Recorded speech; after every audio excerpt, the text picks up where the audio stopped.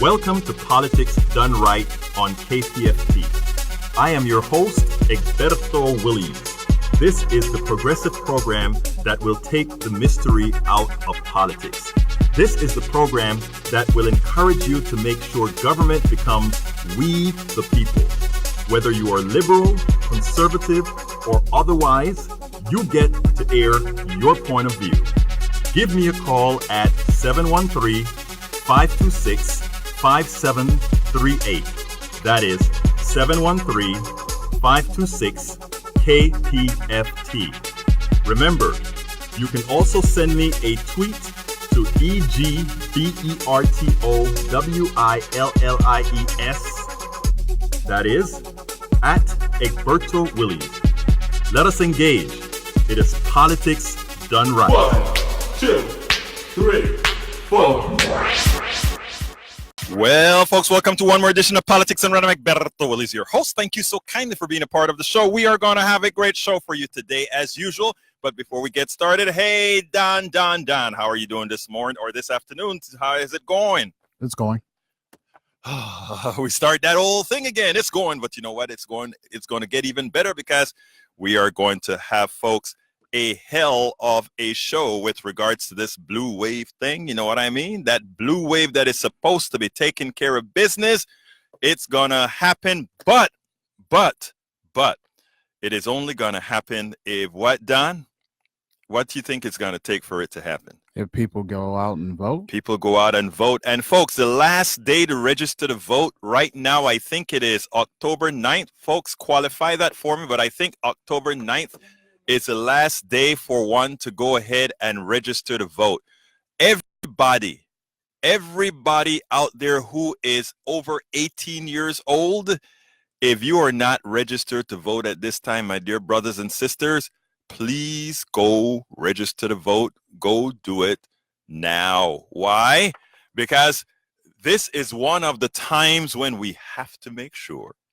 This is one of those times where it is what I call, the word that I like to use about the time of the time that we're in right now is existential. What's that word?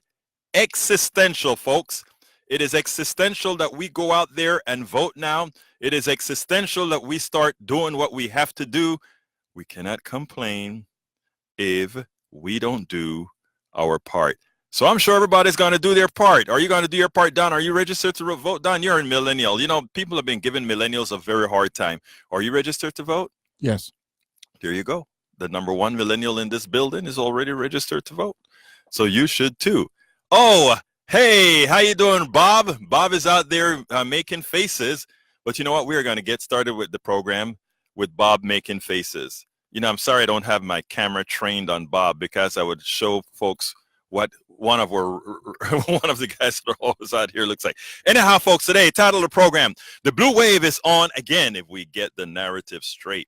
So if we get the narrative straight, the blue wave is on again. Subtitle, yes. The blue wave is on the table, but it is essential that Democrats and progressives get the narrative that will, in fact, bring out voters that don't normally vote in midterms or at all. Because there are a lot of those. There are a lot of those folks who, you know, people say, oh, it's a midterms and they don't vote yet, but some of them don't vote at all. Folks, if you're joining us also on Facebook, please remember to go ahead and share those programs. Share the program on Facebook as well. That is how we ensure that we get penetration, that people know that we're here. Facebook has this throttling thing right now that they do, which in effect make it very difficult for progressive shows and other activist shows to get the throughput that it would normally get if people who signed up for your site, people who signed up for your wall, people who signed up to be on your page would get what you should be getting. Anyhow, folks, let's go ahead and get started with the program. Okay, according to the polls, the blue wave is almost a certainty. But wait a minute. Trump is a master media manipulator, and it would not surprise me if he starts doing exactly what he did to get just enough votes to win in this dysfunctional electoral process. We've got to remember, of course, yes, Donald Trump never did win the popular vote. As such, many of us consider him an illegitimate president. Of course, constitutionally speaking, he won the Electoral College, so he is the President of the United States. Well, our loss. But here's the deal, folks. We can make that person who was not elected by the majority impotent.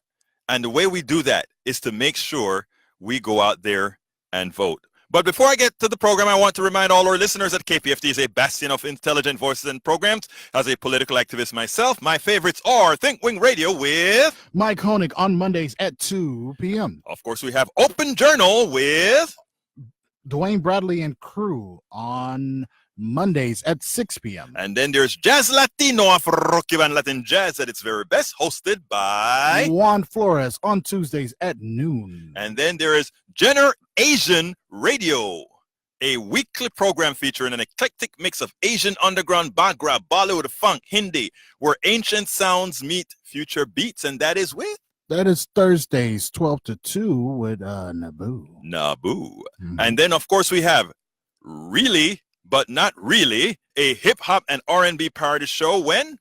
Thursday. Yes. Just this Thursday, because they're moving to Wednesdays at 10 p.m. by Rosemont and Marcel Monroe. Absolutamente. See, and then, of course, you have that wonderful sound that's going to be coming after Politics Done Right, known as Border Radio, featuring Susan Darrow.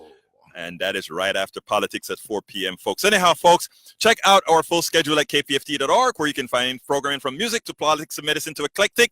KPFT is a listener-supported public community radio station, so please, please, please, please, please remember, if you like what you hear, please visit kpft.org. And do what? We want you to become a strong supporter. Make sure we remain a viable community radio station that provides news, programming, and information not influenced by whom? The corporatocracy. Absolutely so, folks. And you know my thoughts on the corporatocracy. But, folks, what are your thoughts? Let's talk. Tag your tweets with pound what? Your tweet. Tag your tweets with Politics Done Right. Pound Politics Done Right. Hashtag Politics Done Right. Yeah, I was going to say pound. You know, hashtag. I know it's hashtag, but you know something? I kind of aged myself when I said the pound thing, you know? I know. So let me de-age myself. What is it again? Hashtag. Yeah. Anyhow, it's hashtag, folks. Anyhow, hashtag Politics Done Right. Please don't forget to follow Egberto Willies on Twitter. Go ahead and follow Egberto Willies on Twitter and like Politics Done Right Facebook page. Anyhow, folks, do you know what time it is?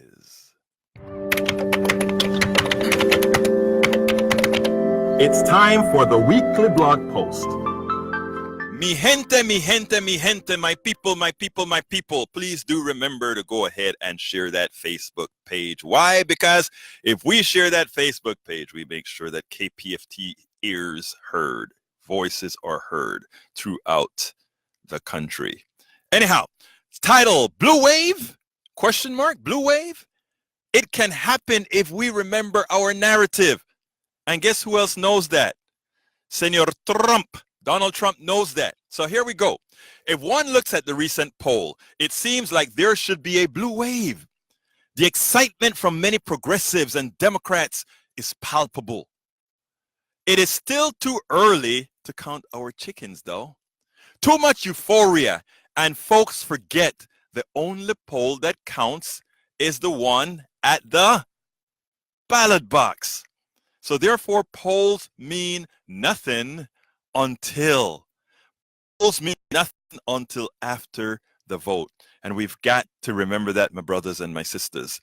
Business Insider came out with one of the direst warnings for Republicans. They posted a piece titled, New Polling Shows Disastrous Warning Signs for Republicans Ahead of the Midterms Elections. The article pointed out that in 3 generic ballot polls, Democrats are up 10, 12, and 14 points respectively. The Politico Morning Consult poll gave the Democrats a 10-point lead. The NPR Marist poll conducted during the second week in September shows Democrats with a 12-point generic ballot lead. And the Quinnipiac poll conducted during the same time showed a 14-point Democratic lead. The question now is whether Democrats can maintain these double-digit leads According to a recent Brennan Center for Justice report, the effectiveness of Republican gerrymandering requires Democrats to win the popular vote by 11 points if they are to win the House of Representatives. Folks, if we don't have an undemocratic democratic system, I don't know what we have. How can you tell me that you have to have over 11, you have to beat the Republicans by 11% so that you would be a majority in the House? That is saying you need a super majority. There's something wrong with this democracy. Our democracy is becoming corrosive. In the process of becoming corrosive, we're hurting the will of the people. In the process of hurting the will of the people, we're making an apathetic population. And an apathetic population is a population that the corporatocracy can take advantage of. And that is what it does. That is what it's doing. That is why the laws have been, well, we'll take care of that a little bit later. How do Democrats maintain the generic polls lead? The answer going forward is articulating a narrative that speaks the most. Many activists are currently focusing on issues that affect most Americans, from healthcare to student loans to criminal justice reform and more. Democratic candidates must unabashedly take these issues head on.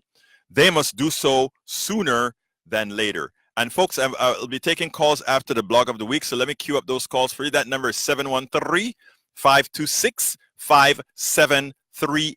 Again, that number is 713-526-5738. Okay, Trump is using the media to change the narrative with false advertising. Recently, I watched his live presser on Hurricane Florence.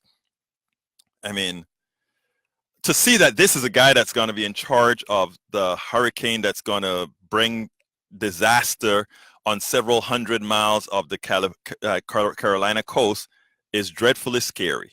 But anyhow, he had the unmitigated gall to claim that his administration handled the aftermath of the hurricane in Puerto Rico perfectly. Let's stop there. The man said he handled the hurricane in Puerto Rico perfectly. And that is what he's using as why he will handle the hurricane in the Carolinas just fine. Should he have really said that? Because people should know Puerto Rico was a disaster. And it's still a disaster. I spoke to a Puerto Rican guy at the gym yesterday, and he looked at me and he said, yeah, things are still bad. The grid is up and down, and so it's still bad. And that is what Mr. President is saying is a good thing. Judge him by Puerto Rico. He said Puerto Rico is not getting the kudos that it deserves. That's paraphrasing, of course. As I watched that interview, no journalist, not one journalist, corrected the record in real time. Afterward, the talking heads pointed out the death toll and mismanagement of the assets. Trump knows what he is doing, people. Trump knows what he is doing. And if we don't catch on early, the blue wave that is supposed to happen, the blue wave that's on cue to happen, will not happen.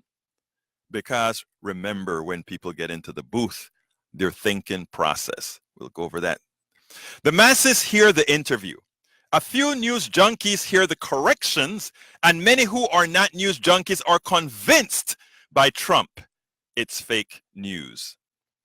It is a technique that I continue to say makes what journalism students learn in school on interviewing, etc., not apply in the Trump era.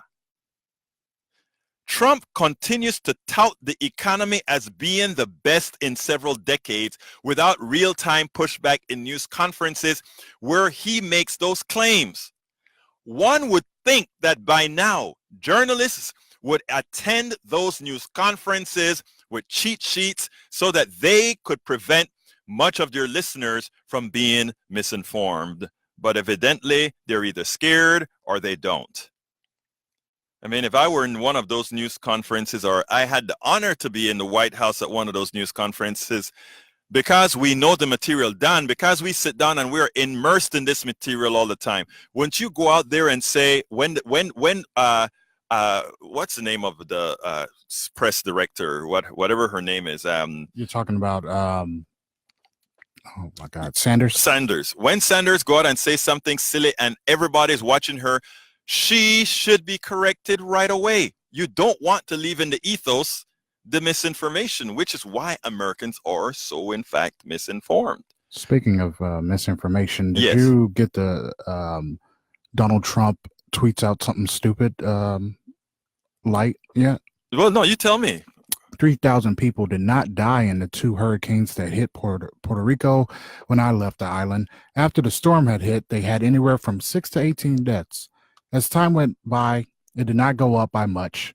Then a long time later, they started to report really large numbers like 3,000. This was done by the Democrats to make me look as bad as possible. Okay, I did hear about it. I didn't put it in a story. I should have put it in a story. So thank you for bringing that up, Don, because that is such an important piece to let folks who see the kind of president we have.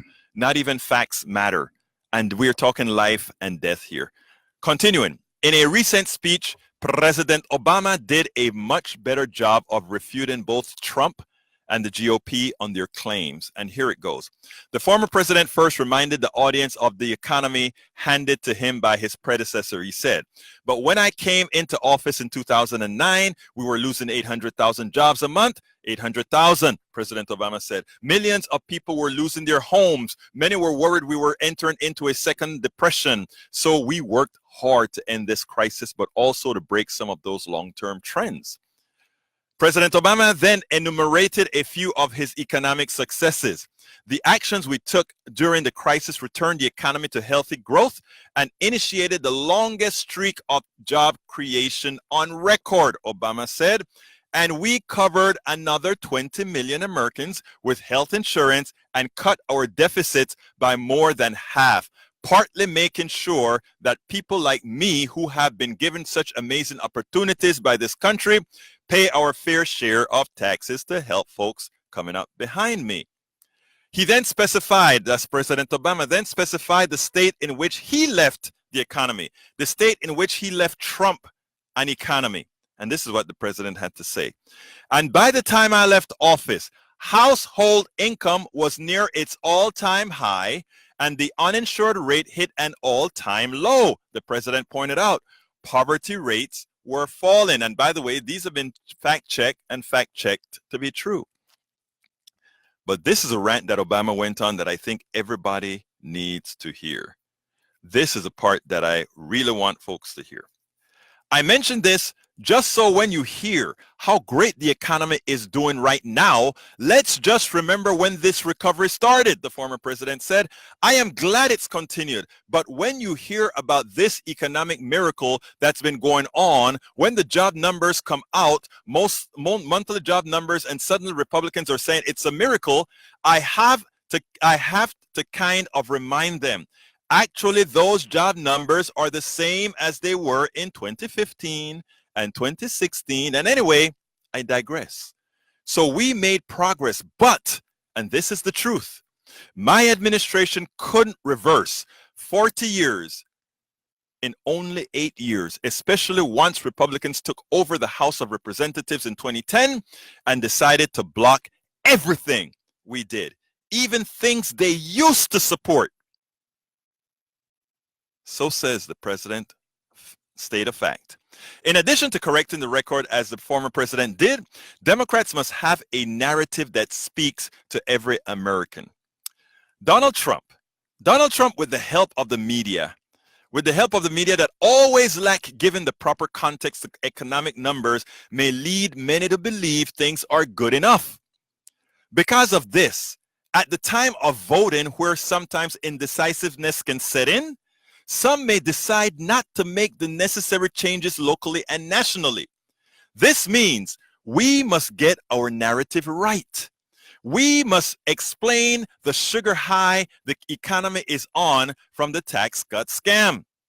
If we do our job, we will win. Otherwise, we may wake up in 2010. We may wake up in 2012. We may wake up in 2014. And I didn't put 2016, but I should have as well.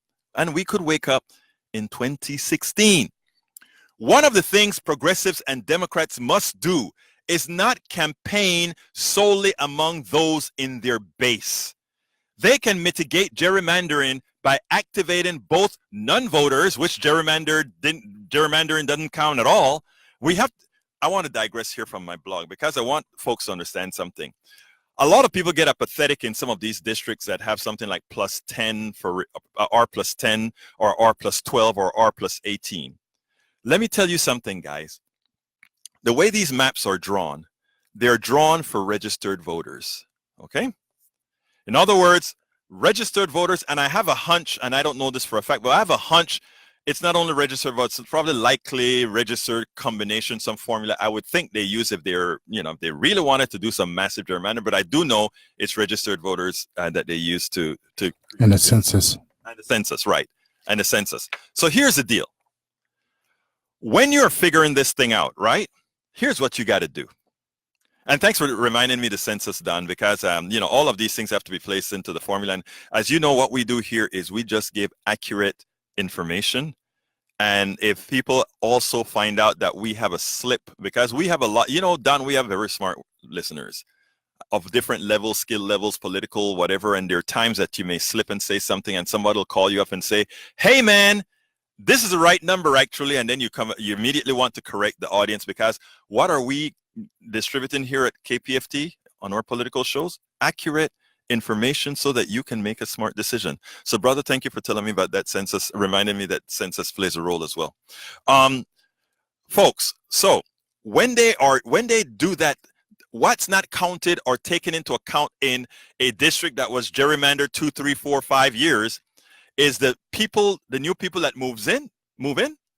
And not only the new people that move in, but also taking into account that when they made those charts, they were heavily used on who the Republican voters were, et cetera, which has likely changed. So therefore, nobody should sit down and look at a R +12 district or R +15 district and think for some reason, if you have a whole lot of activists out there registering people left and right, that somehow that district is not going to change. And taking into account a lot of my good Republican friends, they are fed up. They are fed up, not only with Donald Trump. They know Donald Trump, what he stands for, but they're fed up with their guy.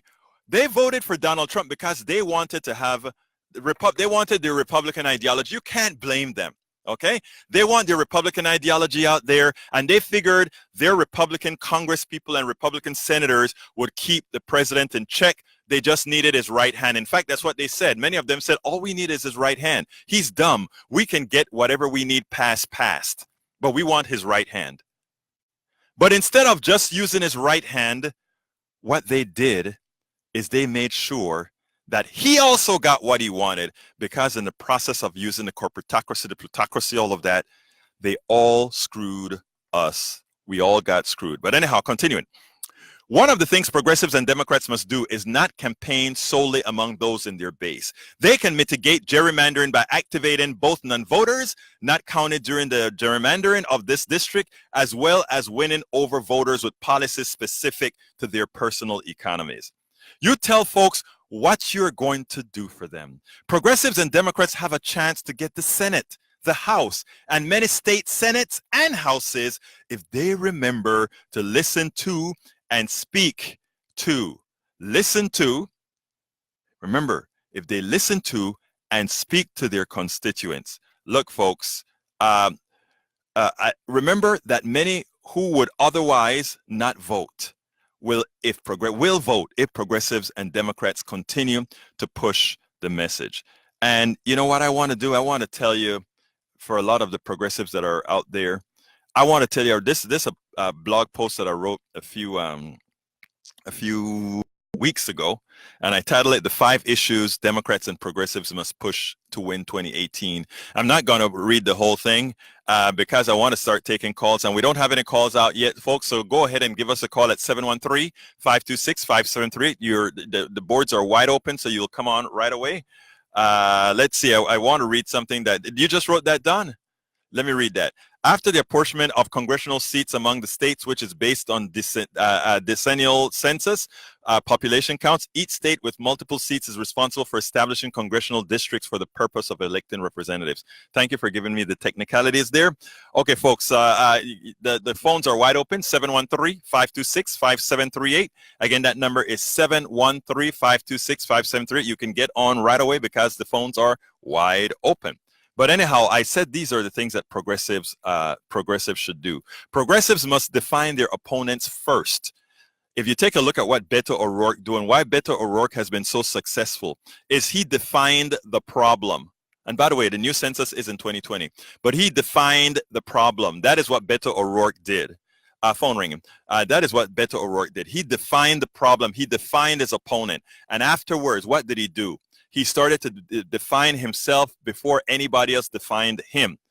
If there's one person who can win this election, it's going to be Beto O'Rourke because of how he ran his campaign. So here we go. Progressives must first define their opponents first so that it's them who are on the defensive. Then tell poor and middle class America in the district specific manner what is in it for them. It must be clear to them what they expect out of voting for Democrats and progressives. And here are the 5 issues I say should run off your tongue. And then I'm getting to you guys on the phone right away. Democrats will fix the healthcare system once and for all with a single-payer Medicare for all system. And tell them, explain to them, as soon as they say, but the Republicans are socialism. Explain to them how it works. And if you don't know how it works, go to egbertowillies.com and we'll tell you how it works. But explain it to them and they say, do you really think that is socialism? No, that is just called morality. Democrats will provide student loan relief. You know, most of these folks have kids, they know that what their kids are going through. Democrats will provide need-based subsidized child care for anyone who wants to work. We talk about wanting people to go to work. The best way to get people to work is to make sure that their kids have where to stay. Democrats will decriminalize marijuana and treat drug use as the disease that it is. Come on, that goes without saying, my brothers and sisters. Marijuana, first of all, and you know, I'm actually starting to work with a young lady who's putting together a marijuana show, and you know, the young people, a lot of folks are going to look at that and say, Berto, that is out of your zone. And I want to say it's not out of the zone, because isn't marijuana a big issue right now with millennials, my friend? It's an issue, period. It's an issue, but yeah, but while there's a stigma with a lot of folks my age, you know, a lot of folks my age are doing it, but you know, it's a stigma. But for your guys, no stigma, right? Yeah, we don't really care.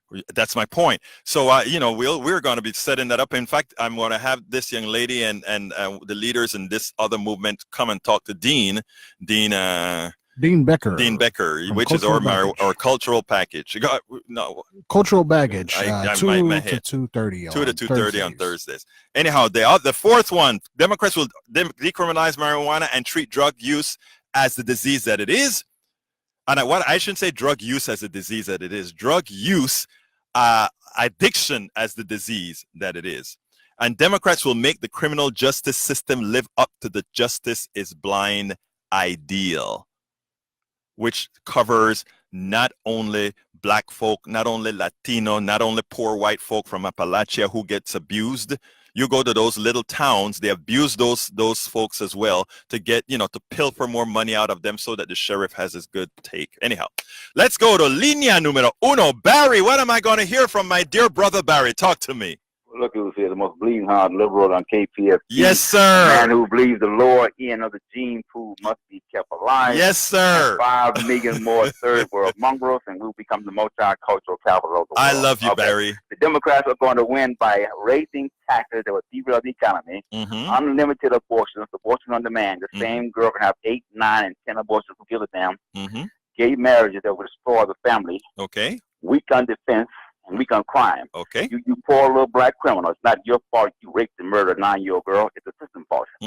Are you kidding me? Okay. These are when you said murder, win on, Barry, can I ask you a joke? Barry, can I ask you a question, my dear brother? May I? Can I? Did I say may or can I? They can. May I? May I ask you a question? Thank you for correcting me, Barry. I know, guys. I love Barry, and this show is made for everybody, okay? So I have to entertain Barry as well. I got to have my dear brother Barry. Barry, I love you. Listen to me, Barry. Listen to me.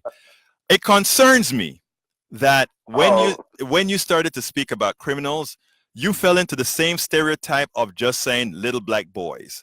Why didn't you just say little boys? More crimes per capita than anyone else. So if it's even if it's per capita, it's not in totality. It's per capita. Well, you can't go by totality. No, but my brother, I want to say, look, folks, I want to say this, okay? I want to say this because I don't want Barry to come here and misinform you. If you and so Barry, hold on a second. I'm keeping you hot, and I'm coming to Johnny and Brad. Secondly, I'm coming. Oh no, not John, please. Okay, be quiet for a second, my dear brother. Here's the deal, guys. Barry's correct. On a per capita basis, crime is higher in the black community, but that is not a fear for the white community, if you will, because interestingly, black on black crime is congruous, is similar in it as it is for white on white crime. In other words, people. It is not. My dear brother, I asked you to be quiet, and I'm telling you facts. But this is what the FBI data says as well. Get past that. Should black criminals be locked up? Every criminal should be locked up. Okay, thank you. What about mass executions? What's that? Mass executions. I don't believe in execution at all. All right, go ahead. Then move on with your point then. All right. So anyhow, so Barry's top number is correct. The per capita crime in the black community is higher than the per capita crime in the white community. But the black on black crime is the same within the margin of error as it is for white on white crime. But here's the most important concept that I want to say. If you compare similar socioeconomic communities, what you find is the same kind of disease, the same kind of crime, the same kind of rates in these communities. So if you go to a bad Appalachian community, a bad ghetto, a bad barrio, you find the same levels of criminality. And therefore, the black families who harmed are broken into by feel better. My dear brother, stop. And then I'll let you speak, sir, but you let me speak. Now, so what I'm trying to tell my great audience, who's a very smart audience, is when you hear Republicans make those types of statements, it is an opportune time to tell them that they could correct the problem if they corrected the socioeconomic problem, period. Because it's not a racial problem, it's a socioeconomic problem where the oppressed, that is the standard of lifestyle. Okay, Barry, continue, and then I have to go to the next caller, my brother. Right? Go ahead. You're saying an oppressed person has raped a 14-year-old girl because he's oppressed? No, sir. You said crime. Look, crime was a result of from being oppressed. Barry, Barry. It's one of those terms you throw around lightly. But I know. Yes, go ahead. Is there something else you want to add? Yeah. The Bleeding Heart liberals are a total disaster 200 years ago. They were told disaster 100 years ago, and they are told disaster now. Way to go, sweeping Democrats. Can I ask you what's your race, sir? Wait a minute. Way to go, sweeping Democrats. Yes. They're going to kick out these third world mongrelized maggots. Back. Let me ask you something, my dear brother. What race are you, if you don't mind me asking? I have a San Diego tan. Greek god, handsome, 6'1". Okay, what race is that? I don't understand. I mean, based on American social stuff, what are you? Did he hang up? I guess he couldn't take the pressure. Anyhow, let's go to Brad. Come on in, Brad. Okay, Brad, come on in. Hello. Yes, sir. I think Barry spoke for all of us. All right. Here's the thing. One, legalization of marijuana is not a Republican Democrat issue because it shouldn't be.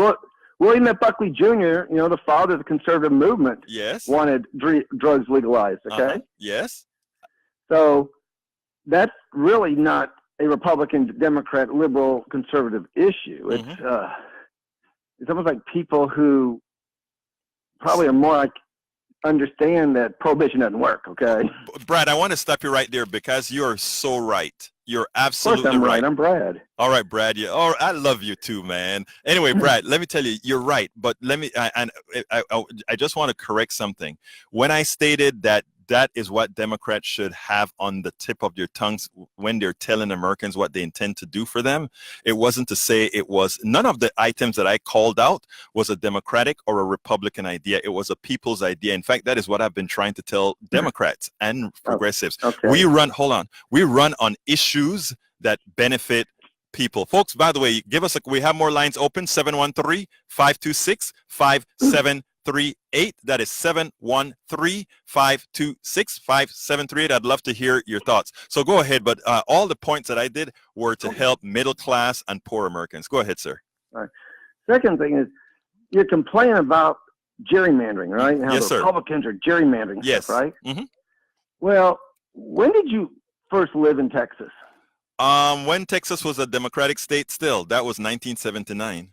Okay, so you know that, especially when the Democrats were in charge, especially when Ann Richards was governor and all that good stuff, the Democrats did the same exact thing. They You're put right. all the Republicans in as districts. They made those districts bigger, per capita, and they did the same. They did the same. Yes, thing. you're right, sir. You're right. Look, you know something? You're going to have a hard time arguing with this left-wing liberal here, because when you're right, I'm going to tell you you're right. I'm not going to argue with you. All right. Okay. And the most important thing is, you said that Johnny's holding. Yeah. Can you, Johnny, if you're listening, I know you are, what do you do for a living? I know you're a professional KPFT caller, but what did you do? That's the biggest question everyone wants to know. What did you do for a living, Johnny, or what do you do? I'm just curious. Okay, What's it doesn't your matter question? what you did. I'm just curious, and I've been wanting to know that for years. I'm curious. Why do you ask that, Brad? I just want to know Because before he calls all the time. I'm thinking, damn, go to sleep. But Work. do you know Be that? like a woman. Do you know that Johnny is not retired? Do you know that Johnny is not independently wealthy? What do you know? I mean, I know nothing. That's why I'm asking. Okay. I want to know, Johnny. all right, Brad. I But got a crush on Johnny, I guess. I just want to know. Hey, Brad, let me tell you, first of all, my brother, I appreciate you calling the show. I mean, you're a damn good sport to call into a liberal show. And you know what? I like to hear your point of view. And guess what? You actually had some good points today, brother. All right. Well, thank you. You have yourself a good. But look here. Hey, I need you to do me a favor. You going to do it for me? I don't know what the favor is. Okay, the favor is this. You make sure. I'm not gay, but it's okay. There's nothing wrong with that. But I'm not. Stop gay. that, Brad. Oh, okay. We are progressive. I mean, even though I love you conservative folk, we're progressive, which mean the values, brother. Anyhow, listen to me, Brad. I want you to make sure that all the other conservatives around join into the fold, because that's how we get community. You see what I'm saying? I want to continue to have community, and I want you a part of my community as well, brother. You have a good day, so, okay? You too. Bye-bye. All right, bye-bye. All right, let's go to brother Johnny. Come on in, Johnny. Somebody has a crush on you, Johnny. Kissing. What does his questions about my livelihood have anything to do with the price of tea in China? Never mind the fact I've got cancer and I can't work anymore. And even when I did work, I did make time to call in and talk to neighbors and talk to family and friends and call into radio programs. It's irregardless. Johnny, let me tell you something first of all. I knew that's how you would answer the question, and you are a very much appreciated, constant KPFT caller, because you make us think and you keep the thinking going. Phone's ringing, and you make the thinking going. And when I'm gone, you better find somebody to take my place, because you can't have people like Barry and Brad dominating the airwaves. Well, look, you're not going anywhere. You're going to be right here with us. Anyway, tell me your point, my brother.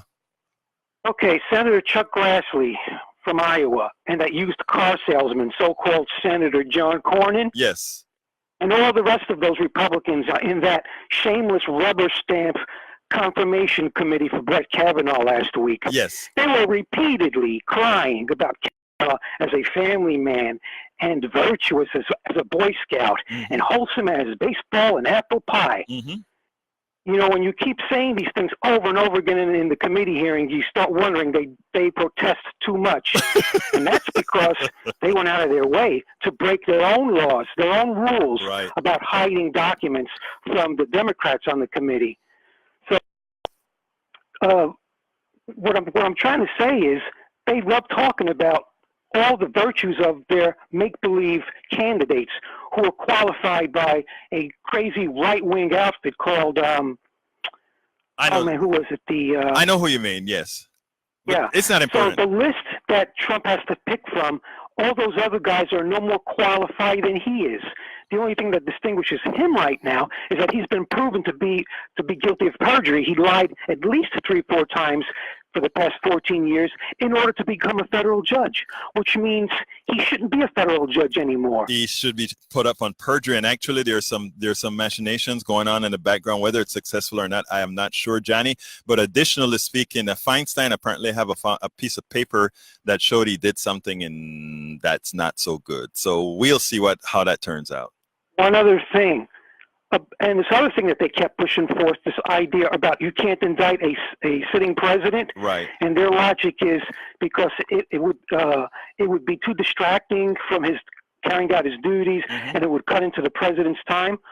Well, the last time I looked, they didn't have any problem with persecuting Bill Clinton, and Clinton made plenty of time to give some depositions. Let me tell you, Johnny. And by the way, Clinton didn't waste his time watching Fox TV and cartoons. Exactly. He didn't golf as much as this guy does. Johnny. He didn't get up at 3 o'clock in the morning to tweet stupid stuff.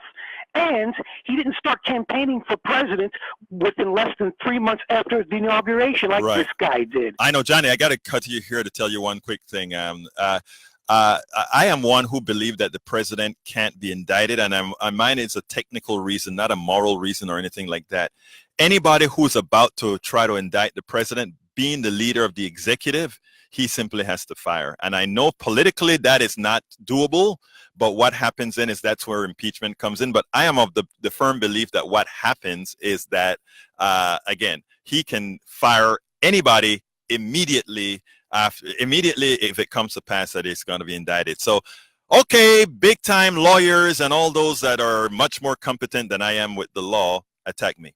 Okay, let's go to Hyder. That's number 4. Come on in, Hyder. I think that's the name. Yes, sir, that's the name. And I feel that, first of all, I'm an independent. I'm not affiliated with any party. But sure. What I feel is that right now, the Democrats, they have a very good agenda. What they are saying is actually very good. The problem with them, I feel, is that they don't know how to convince people, or they have a messaging problem. They can't get their message out properly. Hyder, if I don't know if you listened to the blog of the week, and I don't know if you listened to the thing that I wrote, that I said the 5 things Democrats should have at the tip of their tongue, and if they have that, as soon as they get to the person, they have it in simple. The things that the GOP is great at, the conservatives are great at, is they break down issues into second and third, that a second, third, or fourth, fifth grader can understand.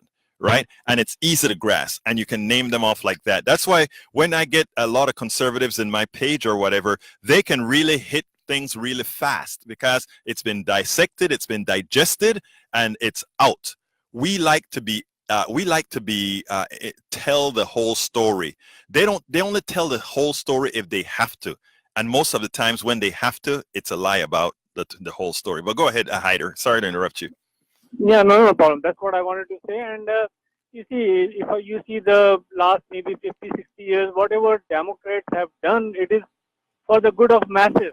Absolutely. But unfortunately, they don't get the credit, and they don't get to convince people. This is the problem. Exactly. Right now, I see that the Republicans, they always come up with, some hot button issue, kind of like they came up with the Affordable Care Act. Right. But as you go into details, you see that actually Affordable Care Act is helping millions. Right.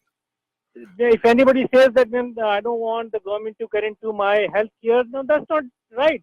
Healthcare is everybody's need. Now, everyone is going to fall ill. Yeah. That's why, Hyder, we need progressive Democrats out there, because a lot of what we call the blue dog Democrats or establishment Democrats, they tend to not go out there and just fight for the cause. They kind of follow opinion as opposed to direct an opinion. But Hyder, thank you so kindly for being with us. We're going to jump on now to Junior. Junior, line 3. Come on in. Yes.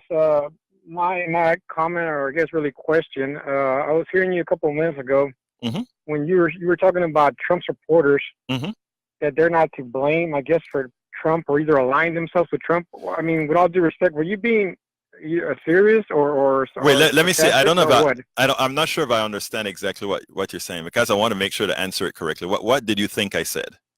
That supposedly Trump supporters weren't to blame I mean, that's the way I took it. Maybe I'm wrong. Maybe okay, no. Let me say how I think about this, right?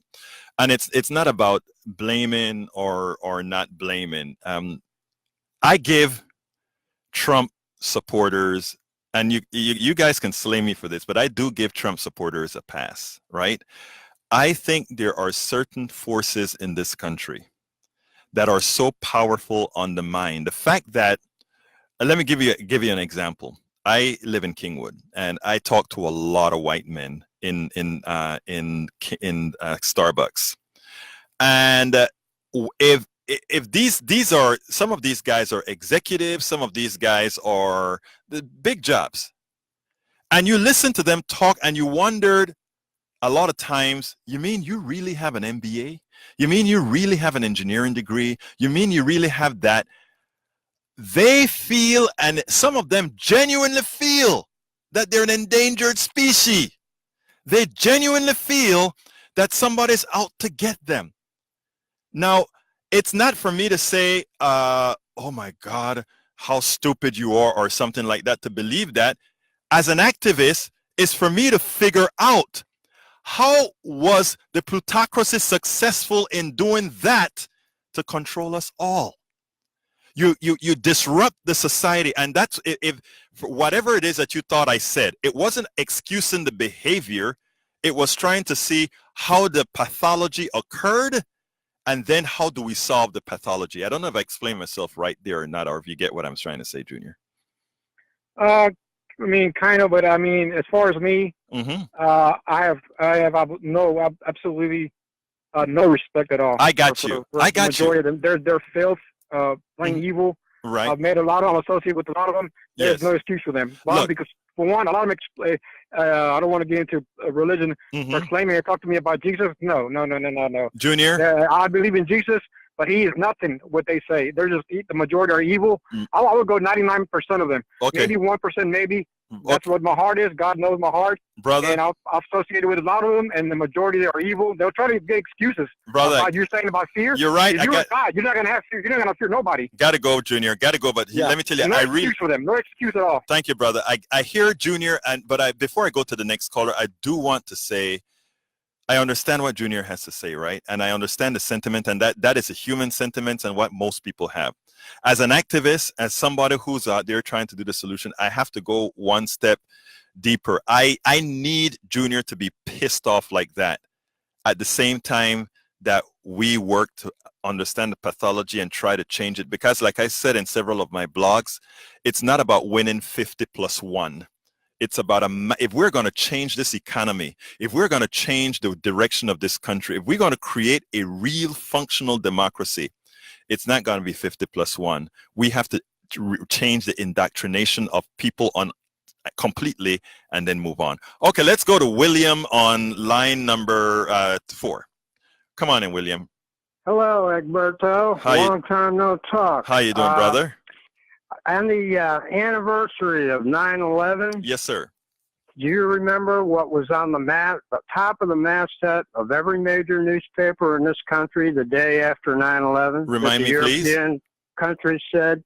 They said the great Satan resides in the United States. Oh, who said that? And that happens to be what I've been trying to expose for over 25 years, and I've been blacklisted. Okay. I mean, really, when you say tell the whole story, you won't let me tell the whole story. William, I would always let people that when I have time tell the whole story, but I'm down now to 8 minutes, so I gotta let you. I keep trying to get your number because I'm a prehistoric monster. I really have post-traumatic syndrome behind all the stuff that happened to me. Okay. And this is the only thing in my head, but if you will get somebody to call me back, I've tried multiple times. I tell you what, Don will take care of you. Okay, my brother? He'll take care of you. So let's go ahead and go to MOD. Come on in, MOD. Hello. Come on in, MOD. I don't know where to talk, but are we just gonna blame the Republicans or what? Who, me? No, not you, Don. I call in because you do have a sincere effort toward getting things straightened out. But we know where the ideology comes from, right? Yeah. Where do you think it comes from, MOD? Real quickly. It was to counter Stalin, Trotsky. Okay, actually, I'm gonna stop you right there because that is too long a conversation to go in, and you and I gotta go back. No, I can MOD. get one word in, maybe. Yeah, get one word in, MOD. One word. Yes. Okay, so one word. That'd be it then. No. I give you a sentence, MOD. Come on, you're my regular. Let me try to say something. It ain't a dissertation. Okay, go ahead. All right, cool. So, that was, communism was going on, and Trotsky served its purpose. So these guys that basically, had to basically keep on going, they basically had to have another counter to Stalin's communism, and that's called neoconservatism. Right. That comes to guys like Leo Strauss and Iverns, Bill Iverns' dad. All these guys are neoconservatives, and that's the neoconservative party since Barry Goldwater. All right, I got to go now. Now that you got your piece out and you got your narrative, my brother, was I good to you? The new neocons are, and it's Bill Clinton since then. So when are we going to take care of that situation? All right, we'll do it. We'll do it. You call back again. You're my regular. All right, Scott, line one. Come on in, Scott. Yes, I've been hearing that Medicare for all would cost trillions of dollars in taxes. Is that accurate? No. All right. Well, let me back up. Yes, it's accurate. It's very, very accurate. Okay. And let me explain to folks, okay? And I'm going to try to do this because I want to get to the other caller as well. But this is Medicare for all time, single payer for all time. Whenever Republicans and even Democrats, blue dogs or whatever tell you Medicare for all, single payer is going to increase the amount, the budget expenditures by a bunch, they are absolutely telling you the truth. Okay. But here's the deal. Will the taxes increase also to pay for that large budget increase? The answer is also yes, but that is what you want. And let me explain it to you this way, Scott, and it's a very important stuff. Let's say you make, I'm going to use $50,000. Let's say you make $50,000 a year. And let's say your federal income tax for that $50,000 turns out to be $5,000 a year, okay? Yeah. Additionally, let's say that your family is paying $1,000 a month in healthcare insurance. Your total expenditures that you have to spend, because you have to have insurance and you have to pay your federal taxes, is $17,000. Okay. However, so that is a must spend on your part. However, if now you can always go to the doctor, forget about having a card, forget about having insurance, you just show up at the clinic when you're sick. Okay. What it's going to cost you in extra taxes would be your $5,000 in taxes and maybe another $5,000 based on progressive, your progressive, how much you make. But let's just do on average. So whereas before you were paying $17,000 for federal income tax plus insurance, now you only pay $5,000 in federal taxes and let's say $5,000 or $7,000, even $7,000 in health insurance. But here's a kicker.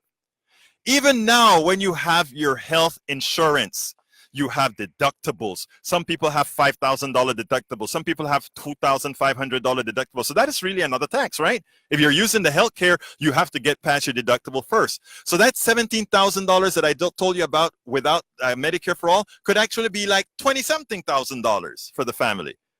But I got to finish here. But if you have Medicare for all, you pay taxes and that's it. There's no deductibles. There's no anything like that. They may have to institute co-pays to control folks not just going out there for a little cut or something like that. I don't, look, there are ways to do this, but other countries do it already. And every other country in the world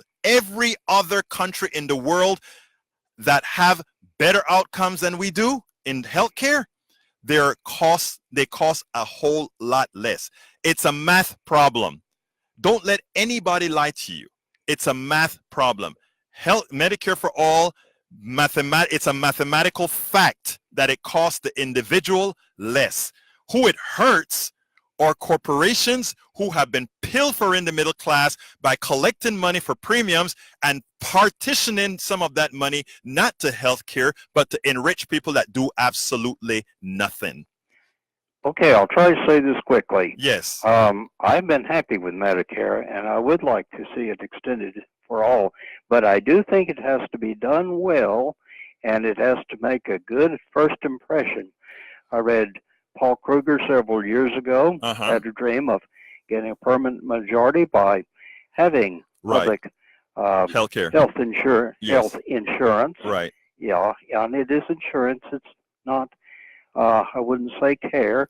But the Obama administration did not succeed in that. Well, they had a halfway solution that looked bad to a lot of people. That is the power. Republicans were able to exploit all the weaknesses. That is why, sir, that I need to interrupt you because I got another call. That is the reason why you must have Medicare for all, because what Obama did with the compromising, which is probably all that he could do, having blue dog Democrats, he had no choice. Scott, I got to let you go because Bonnie's on the other line. Okay, all right, thank you. Thank you so kindly for calling. Bonnie, come on in. Hey, Egberto, I wanted to make a point. Yes. The gentleman who called about the redistricting and the gerrymandering. Mm-hmm. So before Tom DeLay was the speaker or head of the House, he mid-census. Yes. So in other words, he took it to a whole new level. Right. He didn't even wait for the 10-year period. He went ahead and once they took over, they redistricted again. And somehow that they found it legal. I don't know how. I thought it could only be done once every 10 years. Because of the Supreme Court. Exactly. The Supreme Court gave, Bush the presidency when Gore won. Right. But I had just pulled out an article, just yesterday, 1.4 million more votes received by Democrats. In Texas over this last primaries?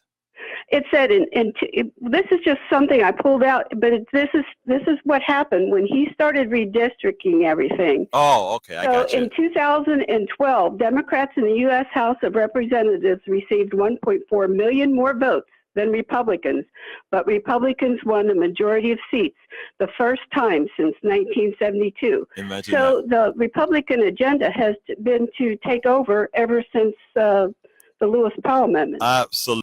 Actually, I love that you said Lewis Powell Manifesto. Go to my website, egbertowillies.com. I got to go, Bonnie, because I have a hard stop here, but thank you so kindly for calling. Folks, I got 30 seconds. Folks, this is Politics Done Right. I want to thank you guys for calling, and I have some of the best listeners actually on all sides. So, I mean, you guys keep listening, keep calling. Most importantly, keep sharing. Folks, tell folks about KPFT. There is a station here where you control. You can become a member here and control this station, be a part of this station, be a part of this family. My name is Egberto Willies. This is Politics Done Right, and you know how I end this program by saying it this way. I am out.